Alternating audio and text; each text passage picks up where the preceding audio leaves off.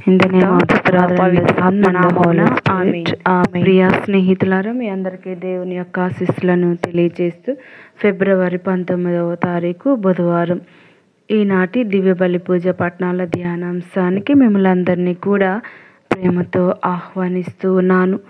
మొదటి పట్టణము ఆదికాండము 8వ అధ్యాయము 6వ వచనము నుండి 13వ వచనం వరకు, 20వ వచనం నుండి 22వ వచనం వరకు, మార్కు సువార్త 8వ అధ్యాయము 22వ వచనం నుండి 26వ వచనం వరకు.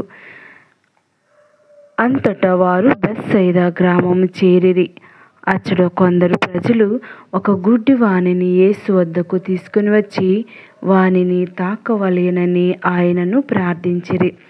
యేసు వాని చేయి పట్టుకుని ఊరి వెలుపలకు తీసుకొని పోయి వాని కన్నులను ఉమ్మి నీటితో తాకి తన చేతులను వారిపై ఉంచి, నీవు చూడగలుగుచున్నావా అని ప్రశ్నించెను.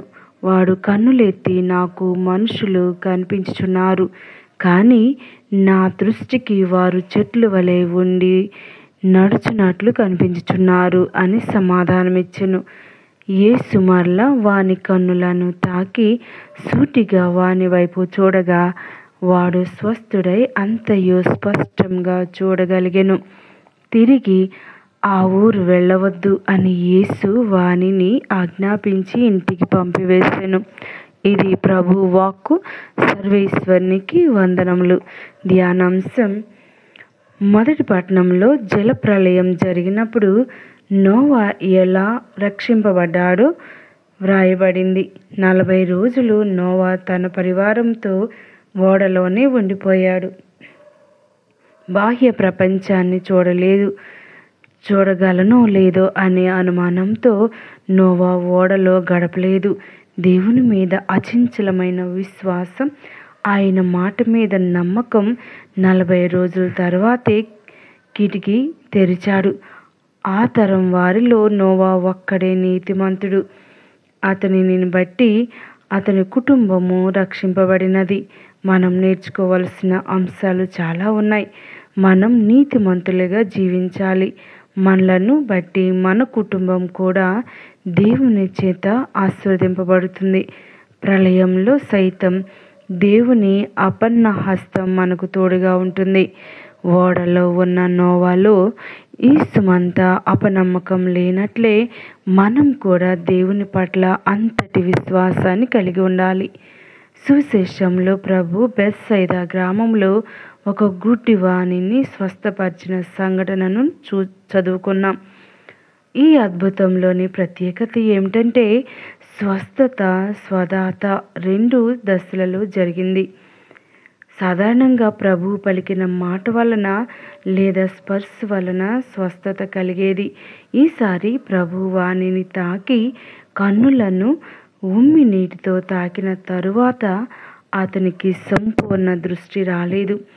ఇది ప్రభు శక్తిలో లోపం కాదు. ఆ గుడ్డివాని విశ్వాసం 2 దశలుగా ఉంది. మనుషులు కనిపిస్తున్నారు, కానీ చెట్ల వలె కనబడుచున్నారు అని అన్నాడు. మరలా ప్రభు అతనిని తాకగానే సంపూర్ణ దృష్టిని పొందాడు.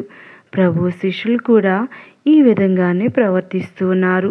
ప్రభువును అర్థం చేసుకుంటున్నారు, కానీ పూర్తిగా కాదు. రాబో రోజులలో ప్రభు తన శిష్యులను ఈ విధంగానే సంపూర్ణ విశ్వాసం వైపు నడిపించబోతూ ఉన్నాడు. మనం కూడా మధ్య రకం క్రైస్తవులుగా ఉండటానికి వీలు లేదు. ప్రభు మనలను మరలా తాకాలి. మన సంపూర్ణ విశ్వాసం వైపు నడిపించాలని ప్రార్థించుదాం. ప్రియ స్నేహితులారా, మరి ఈనాడు యొక్క గొప్ప వాక్యాన్ని మనం ధ్యానిస్తుండగా ప్రభు మనతో మాట్లాడేటువంటి విషయం ఏమిటి అంటే, మరి నోవాను పరీక్షించిన దేవుడు నోవాలో నీతి యథార్థత కనుగొన్నాడు.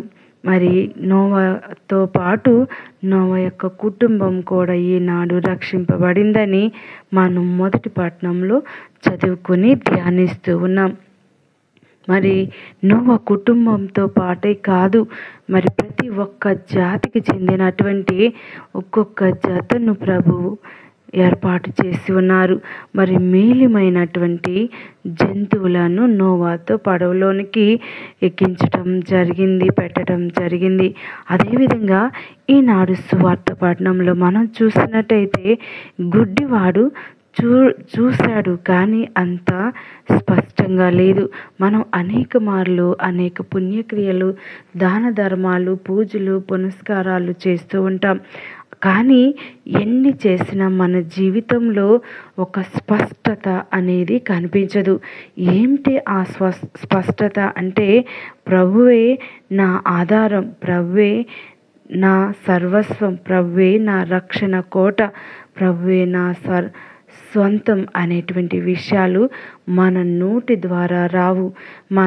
మనపై ఉన్నటువంటి, మనలో ఉన్నటువంటి గుణాల మీద ఆధారపడి ఉంటాం, మనలో ఉన్నటువంటి ధనంపై ఆధారపడి ఉంటాం, మనలో ఉన్నటువంటి టాలెంట్స్పై ఆధారపడి ఉంటాం. కానీ ప్రభు ఈనాడు మనతో సెలవిస్తున్నది ఏమిటంటే, మనం ప్రభువుపై ఆధారపడి ఉండాలి.